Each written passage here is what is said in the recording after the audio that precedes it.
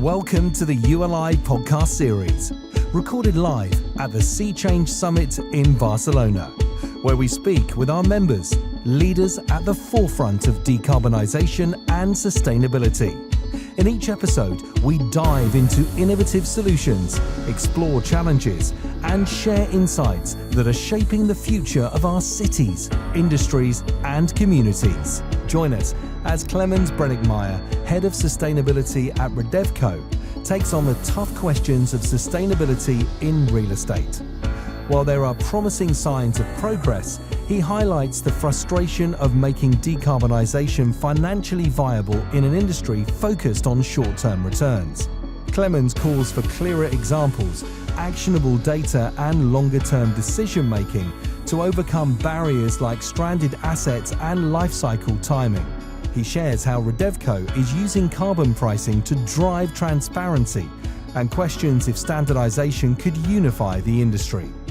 With climate risks looming, Clemens makes it clear, we can't wait to act. The future depends on starting now. Hi, I'm with Clemens Brenninkmeijer, who is Head of Sustainability at Redevco, which has a wide portfolio. I was wondering, could you give me your thoughts on how the built environment is approaching decarbonisation at the moment? Yeah, I think we're all on a journey. As Lisette van Doorn opened this morning at the Sea Change conference, progress is being made, but it's not fast enough, and it's not far enough, and it's not urgent enough. So I think there's, green shoots of progress, but also a bit of frustration that, in our sector, this is a challenging topic, and we're all trying to figure out how to do it in a way that is also, financially viable, because ultimately, our sector is still focused a lot on financial return. Absolutely. I mean, what do you think we need to do to create that urgency? Is it through summits such as this, or do you think there needs to be more standardization across the industry of, for example, carbon pricing? Yeah, and I mean, knowledge sharing is, I think, a huge part of it. I think a lot of people are still kind of struggling with concepts. Unfortunately, definitions still end up being, confused and maybe sometimes used as an excuse to not take action. But I do think that, it is about getting the leaders together in a room to actually talk about stuff that is happening, that is working, sharing those examples, and actually, using that as inspiration for others to get cracking. What do you find is working best at Redevco at the moment in terms of driving sort of the decarbonisation agenda? So over the past 4 or 5 years, we've worked really hard at focusing on our operational emissions, and that ultimately is working with our tenants to understand, the profile of energy consumption and the corresponding emissions in the assets. And actually then, through all of our interventions as asset manager, through OPEX spend, but also through the CAPEX, redevelopments that we've been doing, to really ensure that, the levers that we can pull, that we take those levers, and that the impact thereof is becoming more obvious. So, improving insulation, improving glazing, improving air tightness, working with our tenants on the installations that they're installing, that they are, all electric, that we're taking our assets off fossil fuel, that, in the end, the operational management of the assets are more efficient than they were before the spend. And, those kinds of examples are actually, really positive. And we're seeing, 40, 50, 60% improvements in energy efficiency, which is really encouraging. Have you changed how you communicate with your tenants and the occupiers of your buildings to try and push that forward, I suppose? Yeah, I mean, Redevco is still, largely exposed to retail real estate, where ultimately our tenants are the ones that, are in control of their own installations. So we have to do it with them. Wherever we've been doing smart metering and kind of access, real-time energy monitoring, we're also sharing that data back with the tenants for them to see, what the impact is of their own operational choices. And that's again being received differently by different occupiers. Some, they get it and they start taking action, and others are like, it's not really our priority at the moment. Takes a bit of time as well, I suppose, doesn't it? Yep. How does that work you're doing sort of on an asset level, how does that translate into your longer term decision making, I suppose, in terms of understanding the risks and the opportunities with sustainability? Yeah, I think it's a challenging question because none of us have a crystal ball. None of us can see how quickly also climate risks are going to affect individual assets in individual locations. We obviously try to do our best to kind of monitor and track and analyze what the physical risks are to our assets across Europe. We're looking obviously at the energy intensity and carbon intensity of our assets in operation. We're applying the CREM pathways to understand, where do we see, the so-called stranded asset risk. And maybe we can come back to that later. I find that a difficult term because it has some risks to it as well. But, we're using that insight to actually translate that into kind of actions in our individual asset business plans. And, that leads to, identifying which are the ones that are highest at risk and maybe require more work in the shorter term, those that we can maybe wait for a few years. And in the end, a lot of it has to just be sequenced also according to, the lease profile of the assets. So we have tenants in occupation and they have leases that don't expire for maybe, another 5 or 10 years. How do you engage them and work with them, I suppose? Sometimes it's hard to then, break into that and take action sooner. And sometimes you have to just wait until you have a natural moment in the asset life cycle to take action. And I think none of that is bad. I think it's more about being on the journey and when you can intervene, making sure that you do what you can. And, as a, larger portfolio, obviously making choices around, is this a long-term hold where you want to go through, the improvement exercise and spend the capex? Certain assets might be a short-term, fix and then sell. And in certain cases, we may also choose to just sell assets because we don't think they're the right asset for us anymore for the longer term. I suppose that takes back to stranded assets. That's not a term you... No, so we haven't made any decisions yet based on that kind of analysis. But I think there's a danger potentially in the real estate market if we all start saying assets are stranded. What do we actually mean by that? Is that stranded based on energy intensity or is that stranded based on carbon intensity? Our imperative collectively is to reduce the carbon associated with our activities, not necessarily the energy that's needed. We need energy to run buildings. We obviously need to reduce the energy to make sure that the grid can still deal with all of the electricity that these assets need. But there will be other solutions that come up as well with on-site generation, battery storage. So the energy intensity for me is a lot less of an issue. It's about the carbon intensity. And, if we're using stranded assets in the wrong way, and if the investment market starts saying, I'm no longer going to buy assets that are stranded, that potentially has a real risk for asset values in general.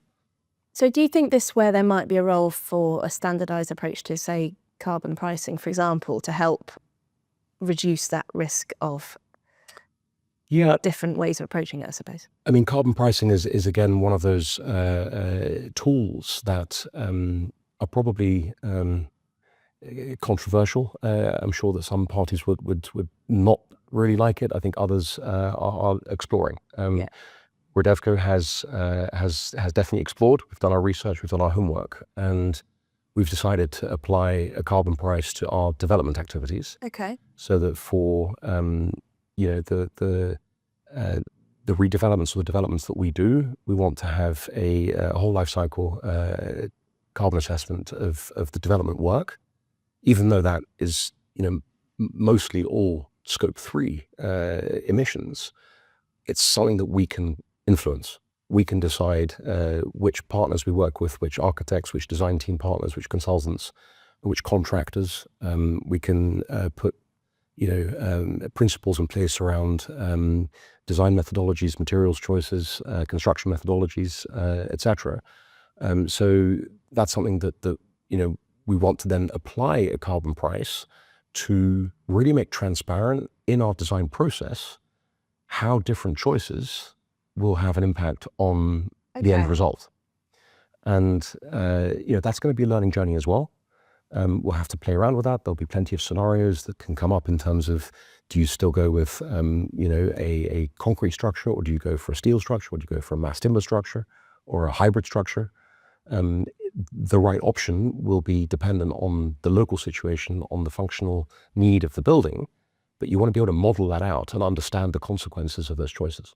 So that's obviously what you're doing internally at Redevco, I suppose. And do you think that there's a place for an industry-wide approach to this, or do you think that still needs to be considered and debated for a while longer? Absolutely. In the end, I think the front runners in the industry will do what they do. Yeah. And of course, if the rest of the market is lagging, there's just a competitive issue there. So I think from that perspective, if we do get to a market-based approach and a standardized approach, and everyone has to apply, then you level the playing field, and ultimately that is going to be good also for competition. So I do hope that at some point that does become reality. I think in the EU, as far as I understand, they are considering adding the entire built environment to the ETS scheme in 2027, 2028. So that's only 2-3 years away. That's not long. Not long. So that's why we've decided to start applying a carbon price now to learn, so to give us 2 years kind of head start until it becomes a requirement. And hopefully we will have learned how to do things more efficiently, more effectively, to make better decisions, to drive to lower carbon outcomes, both on the embodied carbon side as well as ultimately on the in-use phase, so that together with our occupiers, they're also benefiting from a more efficient building that is less risky, is more resilient, and hopefully maintains its liquidity in the investment market for years to come. I mean, mentioning regulatory pressures, I mean, that's a big part of the transition risk decision-making process, isn't it? I mean, do you think that'll increase? I suppose it must do if there are more regulations likely to come in. Absolutely. I mean, the EU has, has enshrined in law that we have to move to a net zero carbon economy by 2050. Has to happen. You see the regulations already being sharpened. The EPBD regulation has been sharpened. Minimum energy efficiency standards are being implemented. National governments are applying, EPC minimum EPC requirements. It's not perfect. There's plenty of people who would say it's not. It doesn't work. It doesn't really talk about the real consumption. All that's true, but the point is that it is pushing action, and it's pushing people to actually really understand what's going on in their assets and making different choices, and that is a good thing. Absolutely. Other parts of transition risk. Do you think that I know that the financial markets are tying sustainability more closely into lending and so on. Do you think that as that increases, that'll speed up the pace of change that's needed? I hope so. Obviously, no crystal ball there. No. The financial markets have, of course, their own incentives as well. And, in the end, it's still very short-termist, which is a problem. But, as again, the regulatory pressure on the financial markets, comes through, I think we'll start to see, that trend happen as well. And I do think, it's also come up in conversation today at the conference. Climate risk ultimately also is economic risk. The risk to business interruption, is there. We see it with climate events, unfortunately, and the more frequent they become, the more businesses are going to have to respond and really make deliberate choices to try and mitigate for those and to adapt and do what's necessary, which ultimately will all feed through again to further decarbonisation. What would you say to a real estate owner or investor that's not quite as far along as Redevco in this journey? It sounds like you've been considering sustainability very closely for a number of years. Where should they start? What's the best place? How do they need to get on board with this change? It's such a hard question. Everyone has to follow their own, I guess, business and strategic objectives. We can only say that through the homework we've done, we've become convinced that, ultimately, climate risk, the climate crisis, the climate emergency is, in the long term, an existential problem for us. And as a business, we take that seriously, and we want to do our bit to try and mitigate as much as possible. We also think that there is a real business case there.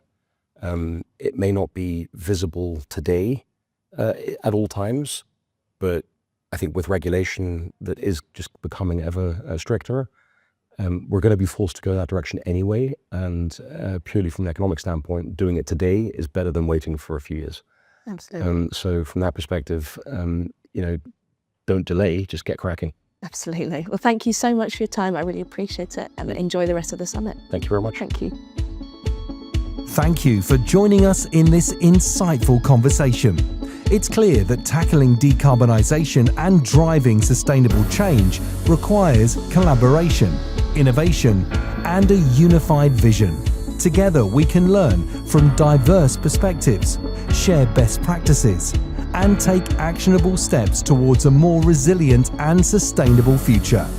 Stay tuned for more episodes as we continue to explore how leaders across the industry are shaping the path forward.